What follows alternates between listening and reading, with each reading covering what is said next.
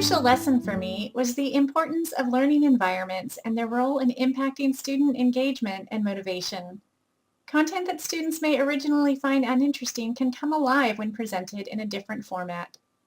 Mobile learning is one example of how content can be presented in a way that is personalized, interactive, and flexible, allowing students to learn at their own pace.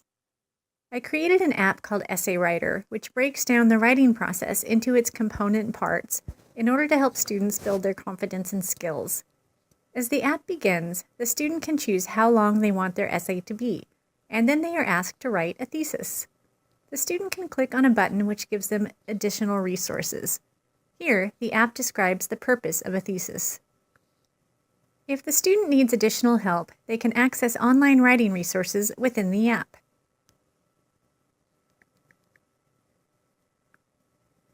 After they've submitted their thesis, the app asks students to evaluate what they've written by asking them a series of questions.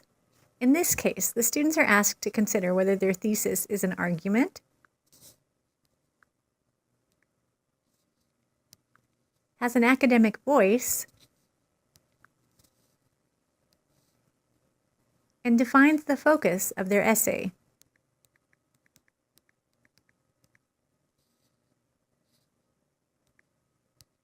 After the essay is complete, the app will compile the sentences into paragraphs, which the student can receive in an email or Google Doc and continue revising.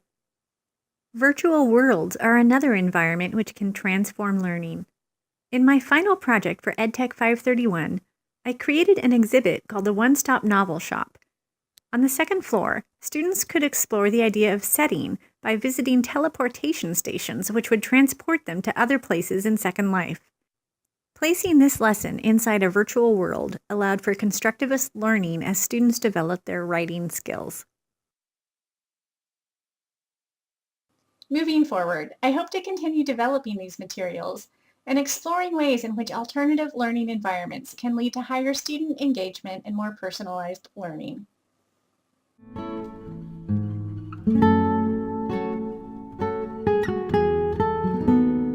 During my time in the MEP program, I have deepened my understanding of how people learn and become more conscious of integrating this knowledge into my own practice.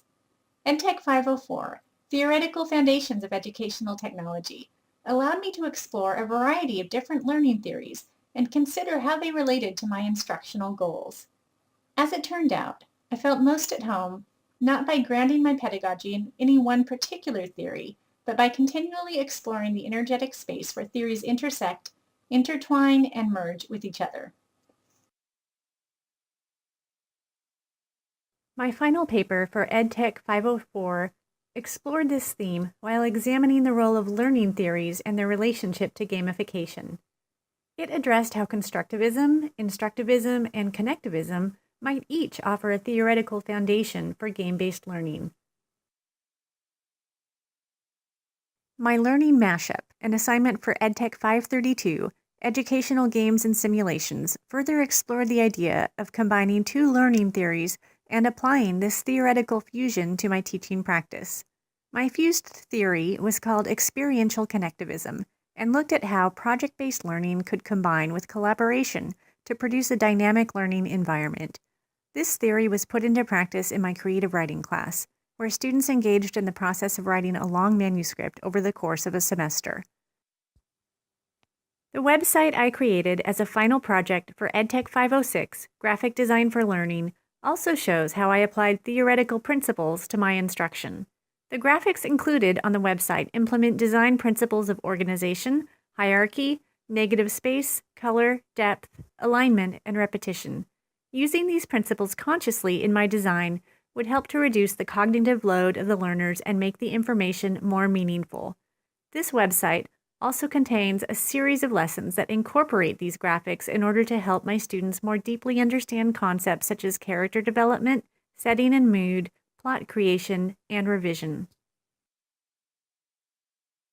My experience in the MEP program has helped me to be more intentional about merging theory and practice in order to create dynamic material for my students.